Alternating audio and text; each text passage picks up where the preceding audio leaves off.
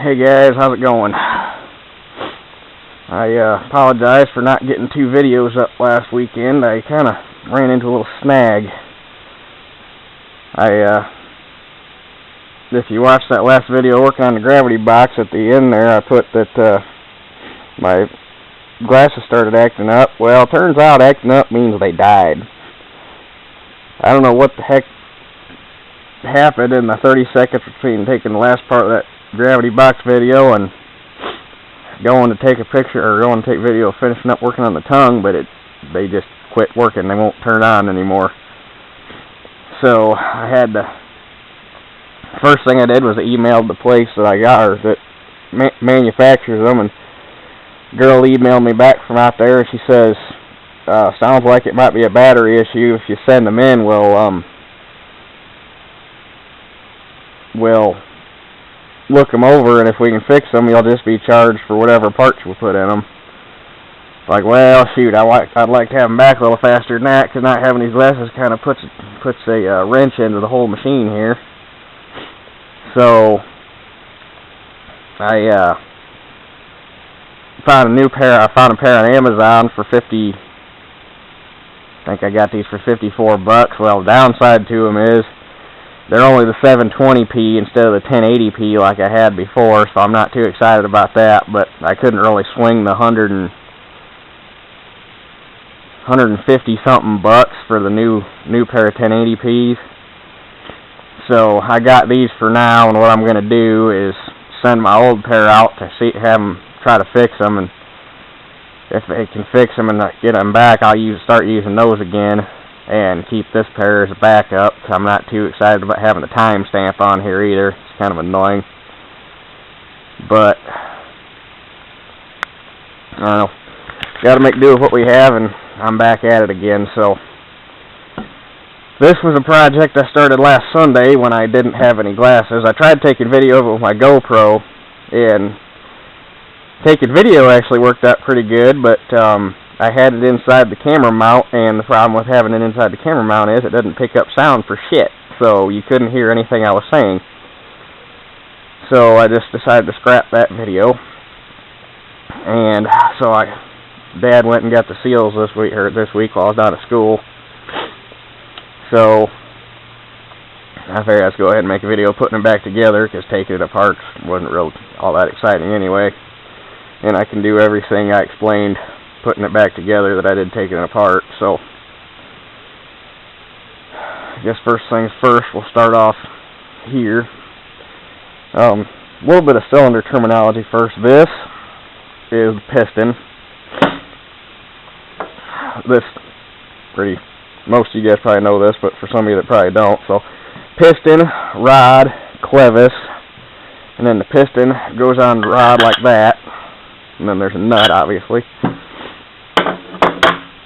This is called the bore, or the barrel, or the tube. There's a lot of different terms for it, but normally that's called a barrel.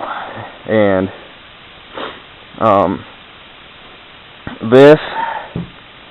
both of these are glands, and a gland is actually a term for anything that plugs the end of the cylinder. Since this is a tie rod cylinder, it's got 2 glands. A normal cylinder only have 1 gland on the rod end. So rod end gland, clevis gland, and I'll get in a little more of that later when I'm putting it back together. So, and then these are the tie rods that hold it together, and then that's the piston nut. So starting off here, got little O-ring that goes inside the piston right here in this groove, and that keeps oil from blowing past the piston and the rod.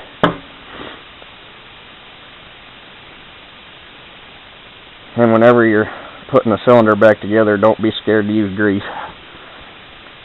The last thing you want to do is be assembling it and nick an O-ring and have a cylinder you just got done rebuilding start leaking because an O-ring's got a chunk taken out of it.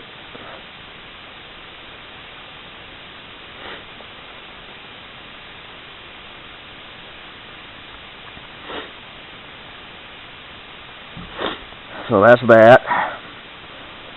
And then, as far as piston seals go, there's a bunch of different ways to do it. Normally on an implement cylinder, there's just going to be an O-ring because it's got a low duty cycle compared to like industrial cylinders, like a backhoe cylinder. It's going to have an actual piston seal and a glide band and an energizer ring, and because it's got a lot heavier duty cycle than an implement cylinder. But since we don't have those to show you, I'm not going to get too far into them because they'll just get confusing. But if I ever do a fancier cylinder, I'll do one and we'll get into some parts a little more. So these are called backup rings, and if you look, I don't know if these glasses are good enough to pick it up. One side is concave and one side is flat. And the concave side always faces the O-ring. And backup rings always go the side opposite of the pressure the O-ring is going to see. Since this is a two-way cylinder, there's one on either side of the O-ring, and basically what that does is when an O-ring sees pressure, it actually flattens out and expands, and that's what makes it seal. Well, since there's a little bit of a gap in between the piston and the barrel, if it sees enough pressure, the O-ring will actually expand and extrude out past and going between the piston and the barrel, and it'll actually start chafing the O-ring, and it'll basically eat itself. So that's why we put backup rings in, is so it gives something for the O-ring to set up against, and it won't push out. Now, actually, either at some point this cylinder had been rebuilt and somebody put it back together wrong, or it was never assembled right from the factory, because it initially only had, or when I took it apart, it only had one backup ring in it, and since the groove is cut for an O-ring and two backup rings, it let the whole thing move back and forth like this, and it actually allowed the backup ring to get pushed out in between the piston and the barrel, and it actually crushed it there and bent it. So it's actually kind of a wonder if this cylinder actually stayed up when there was weight on it, because that would allow oil to blow right past the O-ring. So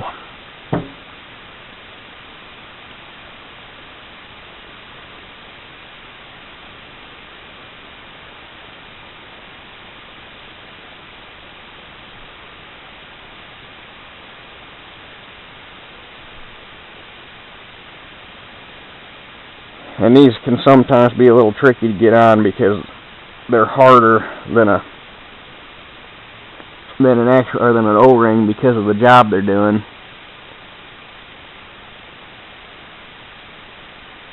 But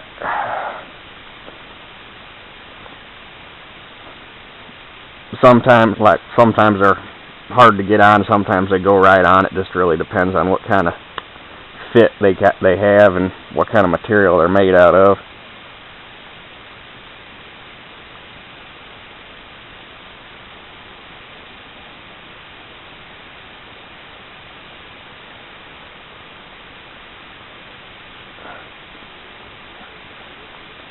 And there you can see,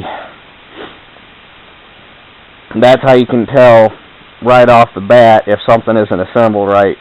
Because if you put this all together and there's still a gap, you know there's something missing. Because if this piston was only machined, let's say for a single acting or a one-way cylinder, the groove would only be cut wide enough for the O-ring and one backup ring. But since it's wide enough for all three, you know that there's supposed to be something else in there, in this case another backup ring.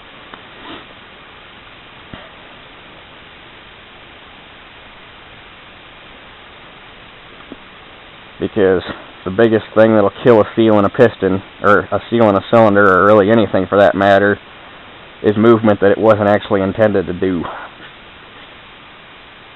And also, when you're putting this together, make sure you get that concave side going the right direction, otherwise it won't work either.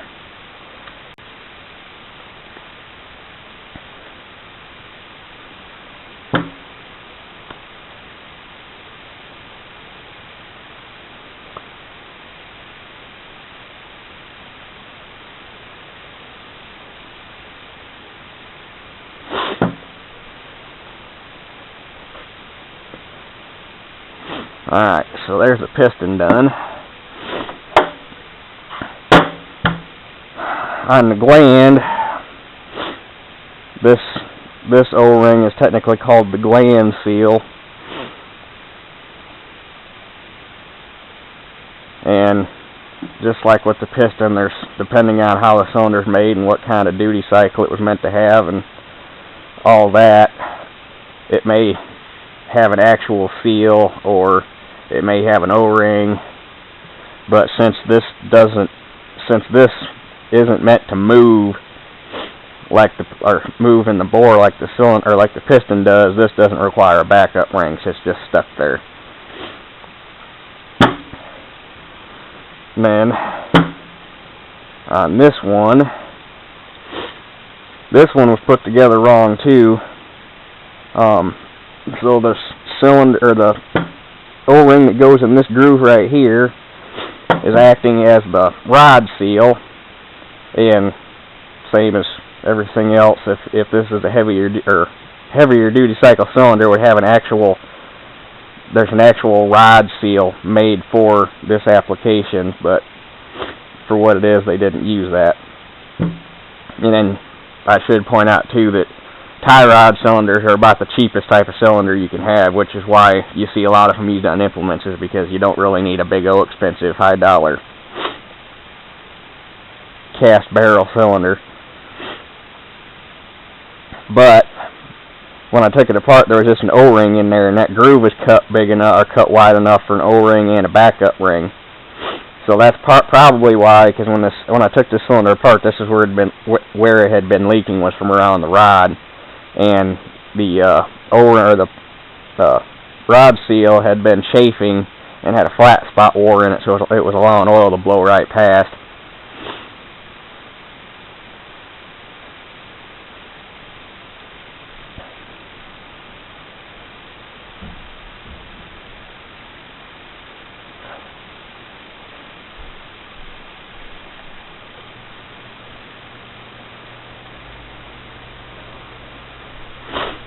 And this one, even though it's smaller, it's still got that concave end cut in it. Hang on there.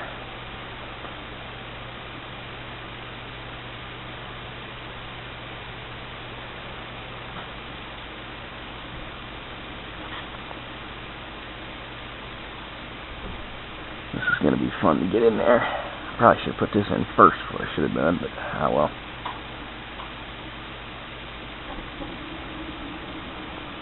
Yeah, I'm going to have to pull that O-ring out real quick and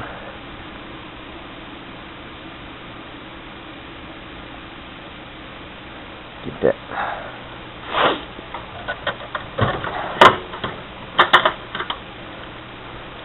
And if you're going to get into, or if you're going to start rebuilding your own cylinders, buy a pair of picks. Because they are about the handiest thing. And they actually make actual seal picks specifically for doing this. Actually, we got a set right there, but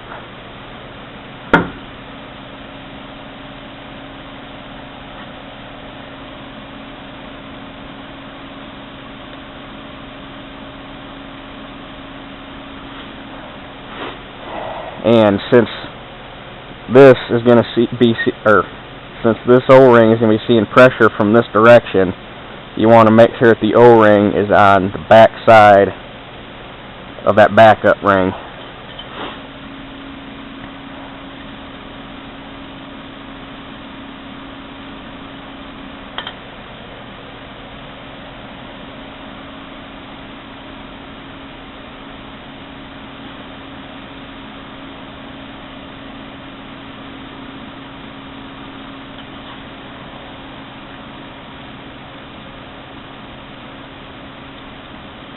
In the groove.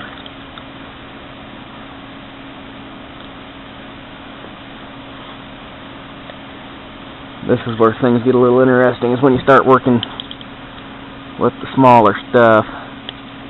Seals are just like tires. The bigger the tire, or the bigger the seal, the easier they go in. The smaller they are, the more you'll fight them. There we go.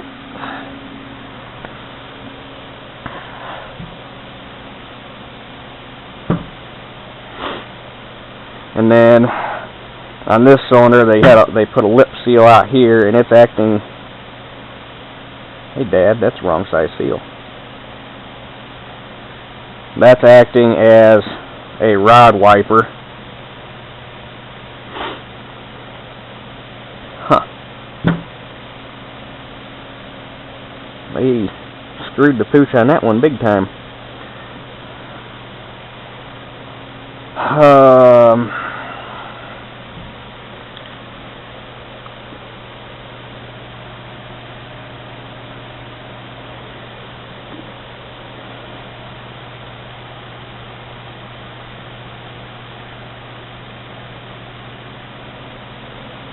That in there. And that's really all there is to it, except for that stinking seal. Aha! Pays to have spare parts laying around. Actually had one the right seal for a John Deere cylinder we ended up not rebuilding. So we can finish putting this thing back together after all.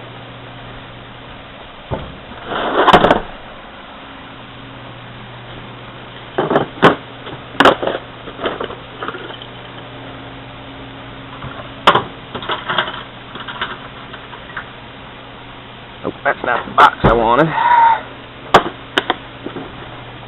That's the box I wanted.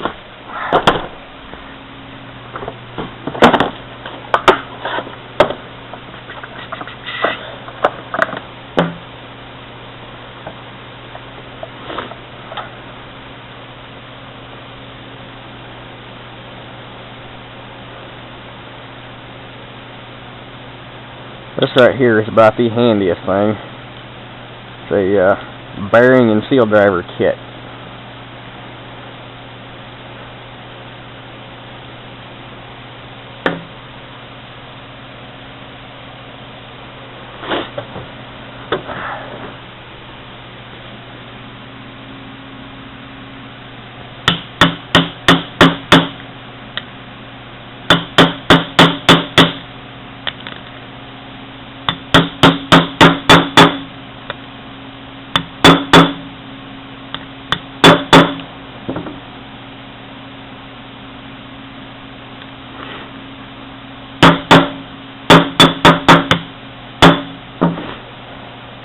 There we go.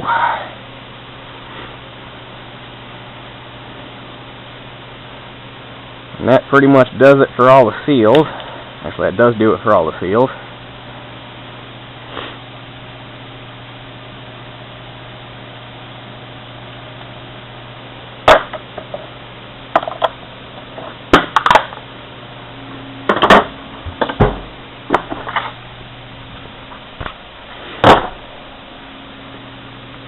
And when I took this apart last weekend,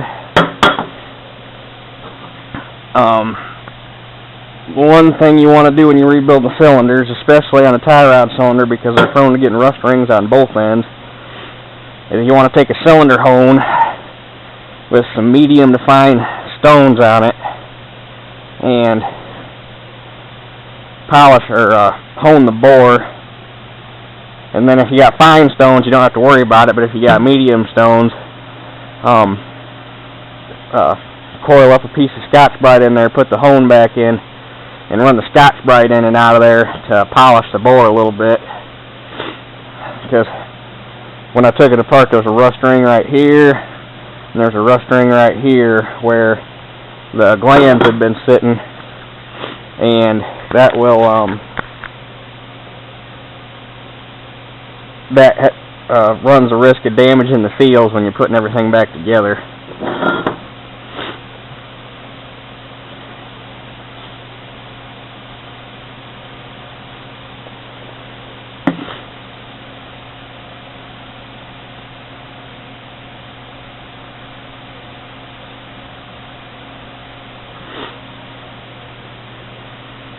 So, put this in here.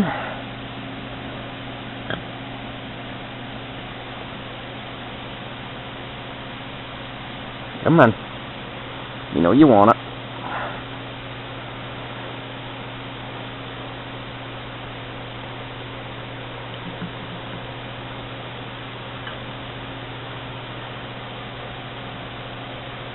Just make sure there's no... It's alright to smack it a little bit as long as you know that there's no burrs on the rod.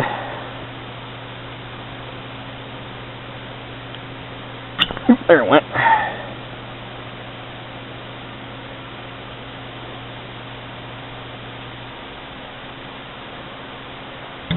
You also want to be careful not to run it all the way up on the threads, because then you'll cut the seal that way too. And the piston goes on.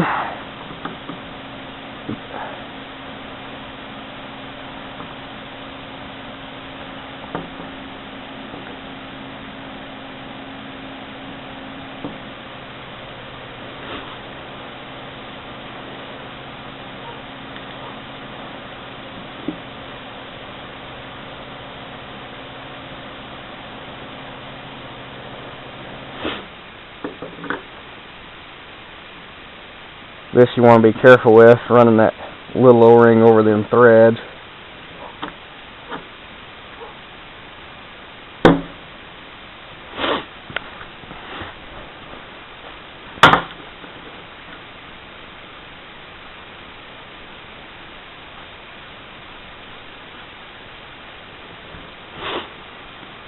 And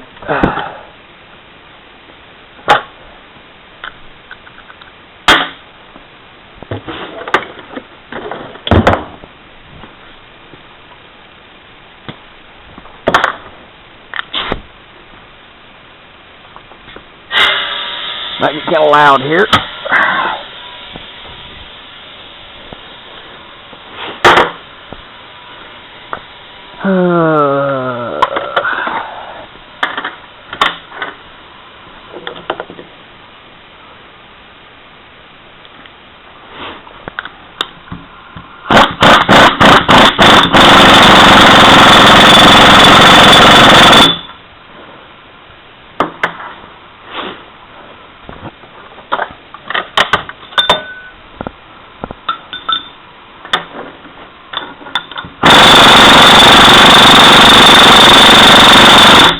Don't be afraid to hammer it, except one nut you don't want to come loose.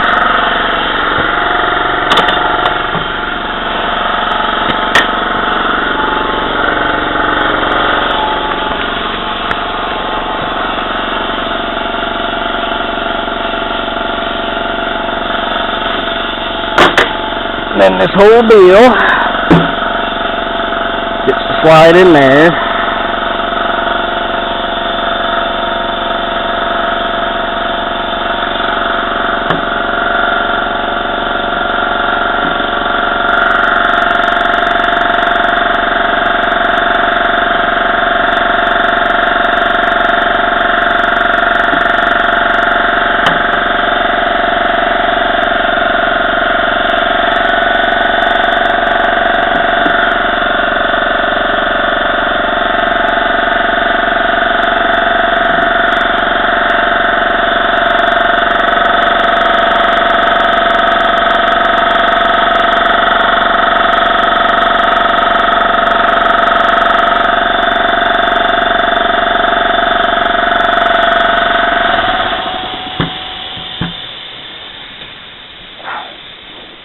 Come on. Ow, that hurt.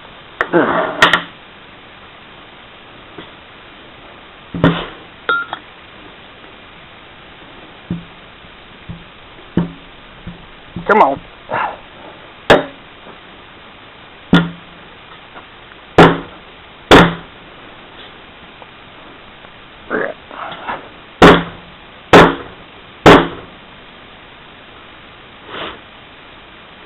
Maybe from this way.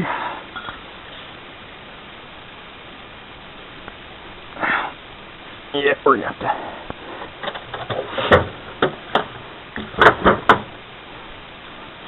You don't really got to worry about hurting the piston seal or anything because that barrel's got a big old lead in it.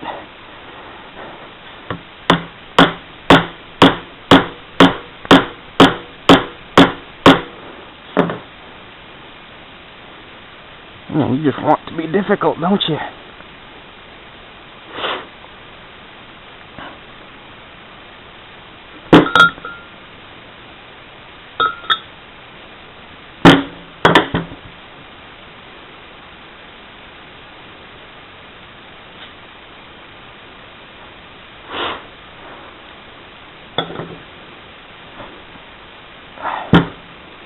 Okay.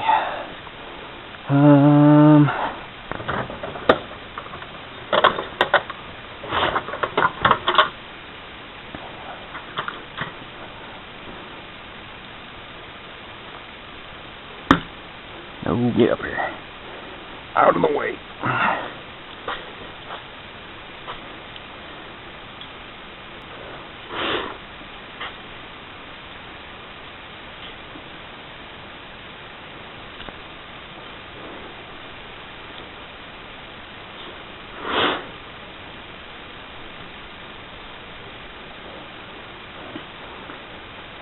Well, we're further than we were the first time.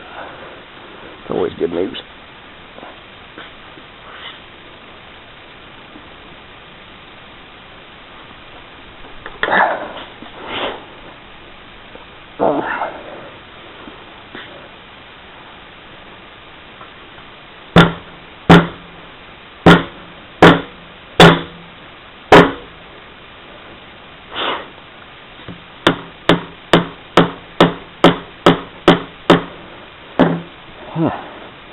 May have to get the piston ring compressor out.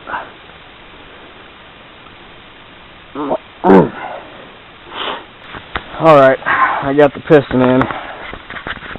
Just had to stick the tube in the vise so I could lean into it with my full weight and popped right in there. So last thing I got to do is get the glands pulled in.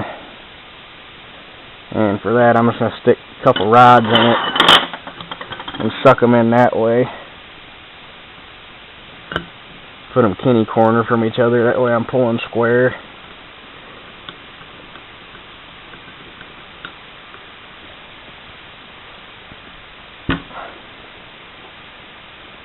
Yep, have to leave it like so.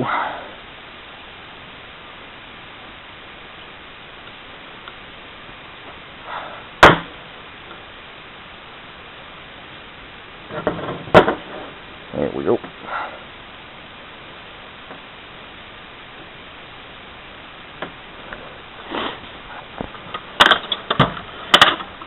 I think those were...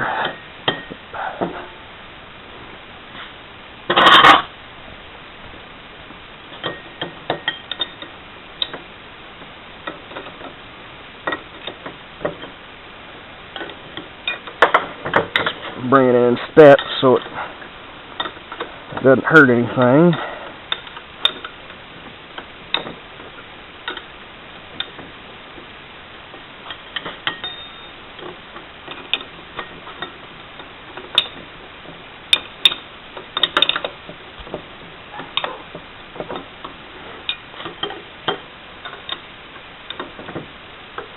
You know what? I'm doing this the hard way. A very smart man invented this tool called a ratchet specifically so he wouldn't have to do that.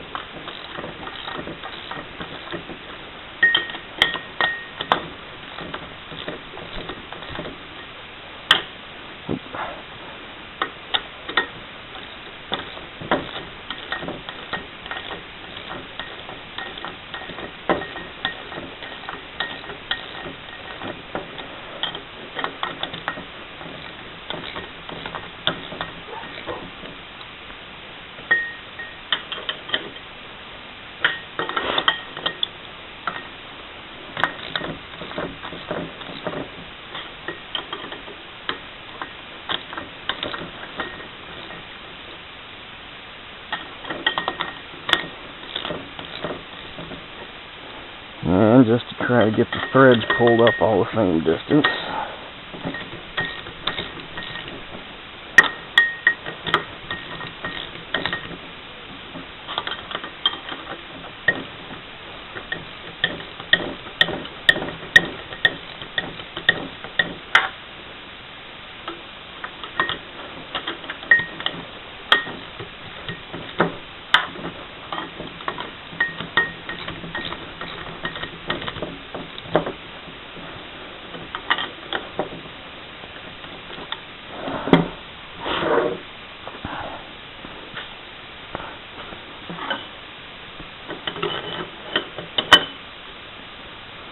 And then the other thing when you're putting on tie rod cylinders is where it's most important, is you gotta torque the tie rods.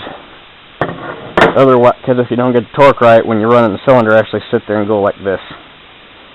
If there's on a high pressure system, and that'll chafe the seals in the gland.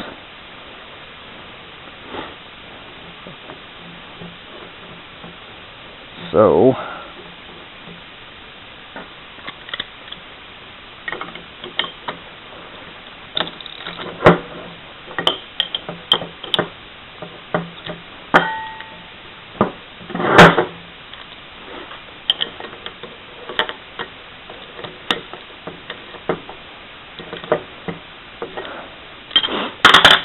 real quick, see if I can't look up the torque specs for that.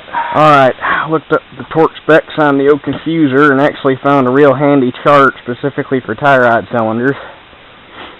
And 4-inch bore cylinder with 5/8 rod, which is what this is, torque the rods to 150 foot-pounds. And just like torquing a cylinder head, do it in a pattern and don't take it all down at one time. So I'm going to run it up, I'm going to do it in 2 steps, 75 and then 150. So, and also I pulled it back apart real quick and lubricated the rods, or the threads on the rod. Come on, click.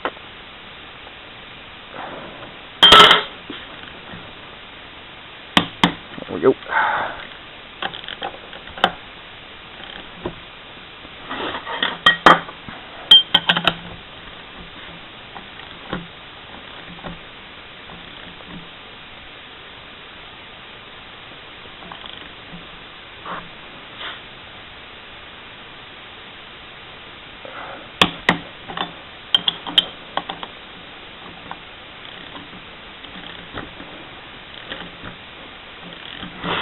And the biggest reason, well, two biggest reasons you want to get these torqued right is, one, like I said, if you don't do it right, the cylinder will actually expand and contract when you put pressure on it, and 2,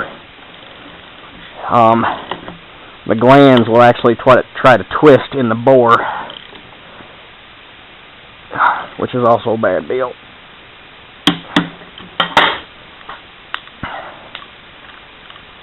Come on.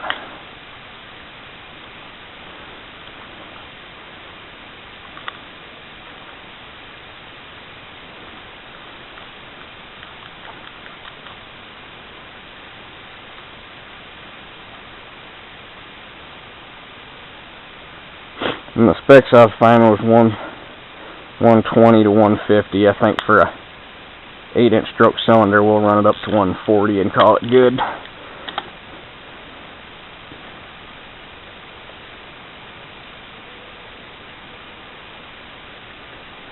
Come on, clicky, clicky.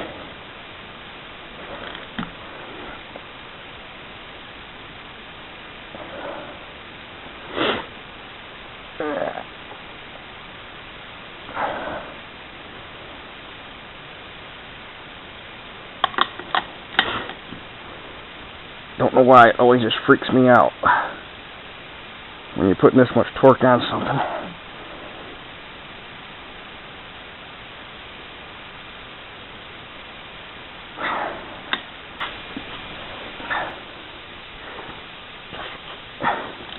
It is really relieving when a torque wrench clicks. It's like, oh, thank God, nothing broke.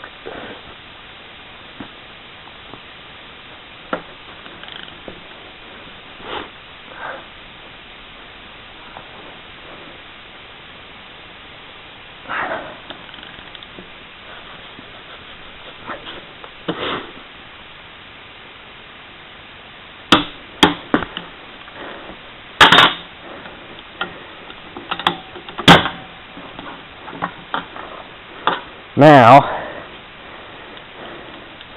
the big thing is to know that you got the tie rod's torqued up right. Is you smack it, it should sing. If you smack it and all you do is get a thud, you know you're not tight enough.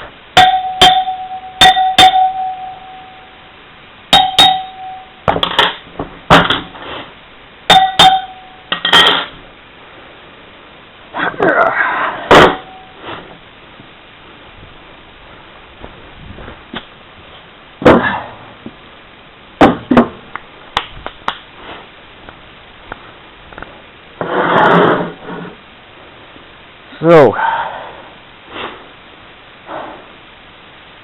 that's basically extended rebuilding the tie rod cylinder. Not a whole lot well, there's not really a whole lot to any cylinder. It's just basically pull it apart and put it back together. Snap ring cylinder is a little more difficult, but once you figure out how to do that, they're pretty easy. Or cylinders where the gland is held in with a snap ring. Actually, I should be more specific. Well, not to confuse anybody. There's a snap ring cylinder where the actual rod is held in to the cylinder with a snap ring, and then there's a cylinder where the gland is held in with a snap ring. And a snap ring cylinder usually won't have a gland. It's just a seal inside the tube, and then the rod is the same size as the bore. Like that's what most lift cylinders on combines are. And if you have one where the gland is held in with a snap ring, yeah, those get a little difficult to get the gland out. Usually it requires some hydraulic force. But got the hoses sitting there on the saw. I'll go ahead and get them put back on. And actually what I think I'm going to do is get a squeeze bottle full of some hydraulic oil and at least get the bore filled up, since this is such a I don't know, maybe I'll just fill it with a tractor. That'll be quicker. But either way, that is how you rebuild a tie rod cylinder. So I guess that does it for this one. We'll catch you guys on the next one.